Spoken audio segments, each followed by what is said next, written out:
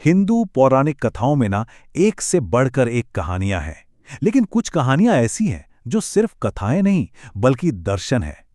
आज हम एक ऐसी ही कहानी में डूबेंगे जो समय की हमारी पूरी की पूरी समझ को ही पलट कर रख देती है। ये है अनंत अंगूठियों की कहानी। तो सवाल ये उठता है कि क्या कोई ऐसी शक्ति है जो इतनी ताकतवर हो कि वो खुद मौत को भी रोक दे? ये सवाल इस कहानी के बिल्कुल दिल में है। एक ऐसा सवाल जो हमें सीधे उस पल में ले जाता है जहां नियति और भक्ति आमने सामने खड़ी हो जाती हैं। जरा सोचिए, अयोध्या के दरवाजे पर खुद मृत्यु खड़ी है। यमराज वो नियति का एक अटल संदेश लेकर आए हैं कि पृथ्वी पर भगवान राम का समय अब पूरा हो गया है, उन्हें अब जाना ही होगा। और बस यहीं पर पूरा ब्रह्मांड जैसे एक पल के लिए अपनी सांस रोक लेता है। एक तरफ है नियति की अटल शक्ति और दूसरी तरफ है भक्ति की अचल शक्ति। दरवाजे पर हनुमान खड़े हैं और उन्होंने प्रण लिया है कि उनके प्रभु को कोई छू भी नहीं सकता, चाहे वो खुद मृत्यु ही क्यों ना हो।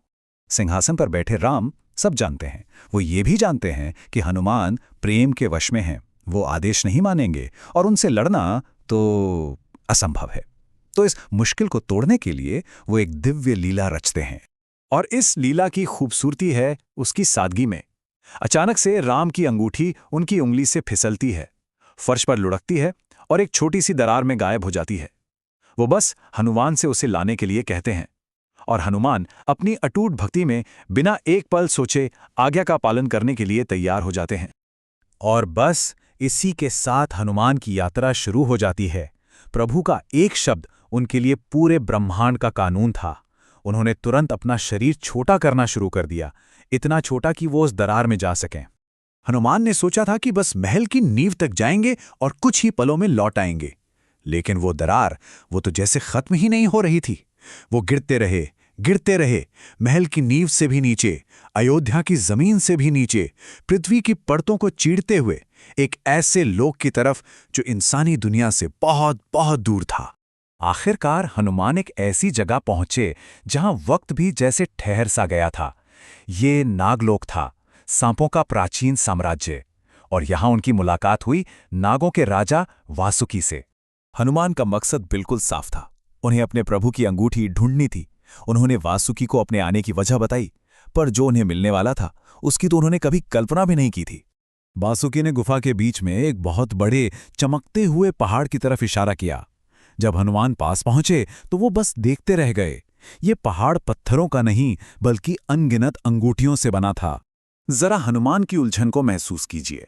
वो एक अंगूठी उठाते हैं, उस पर श्रीराम का नाम और सूर्यवंश का निशान बना है। उन्हें लगता है मिल गई, लेकिन फिर वो दूसरी उठाते हैं और वो भी बिल्कुल वैसी है। हर एक अंगूठी, हर एक उनके प्रभु की ही अंगूठी थी। ये तो एक नामुमकिन पहेली थी। जब हैरान परेशान हनुमान ने वासुकी से पूछा तो उन्हें एक ऐसा जवाब मिला जिसने समय की उनकी पूरी समझ को हिलाकर रख दिया। वासुकी ने बताया कि ये संसार ये एक सीधी लाइन में नहीं चलता। वासुकी जिस कॉन्सेप्ट की बात कर रहे थे वो था काल चक्र, यानी समय का पहिया। ये वो सोच है कि ब्रह्मांड जन्म लेता है, अपनी जिंदगी जीता है, खत्म होता है और फिर से जन्म लेता है। एक अंतहीन, कभी न खत्म होने वाला चक्र। तो वासुकी समझाते हैं कि हर काल चक्र में एक रामायण होती है। हर युग में एक राम जन्म लेते हैं और जब उनका काम पूरा हो जाता है तो उन्हें जाना ही पड़ता है। लेकिन हर युग में एक हनुमान भी होता है जो उन्हें जाने नहीं देना चाहता, और इसीलिए हर बार राम अपनी अंगूठी गिराते हैं और हर बार एक हनुमान उसे खोजते हुए यहां आता है। अंगूठियों का वो पहाड़, वो सिर्फ सोना नहीं था, वो तो वक्त का इतिहास था। हर अंगूठी एक युग की निशानी थी, एक राम के जीवन की और एक हनुमान की भक्ति की। अनगिनत राम, अनगिनत हनुमान। और बस उसी पल हनुमान को सब साफ हो गया। अंगूठी का गिरना कोई इत्तेफाक नहीं था, ये कोई काम भी नहीं था, ये एक पाठ था, एक संदेश था। राम उन्हें सिखा रहे थे कि उनके रूप को, उनके शरीर को पकड़कर नहीं रखना है, समय को नदी की तरह बहने देना ही होगा। इस ज्ञान ने हनुमान को पूरी तरह बदल दिया। वो अब सिर्फ एक पल के रक्षक नहीं रहे, बल्कि अनंत काल के चक्र को समझने वाले ज्ञानी बन गए।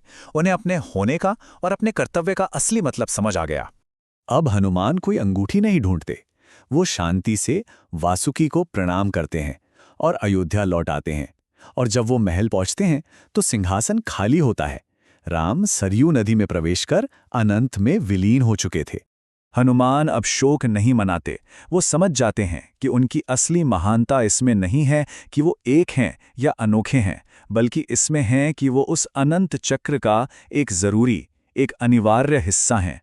कहानी दोहराई जाएगी, भक्ति लौटेगी और ये चक्र हमेशा चलता रहेगा।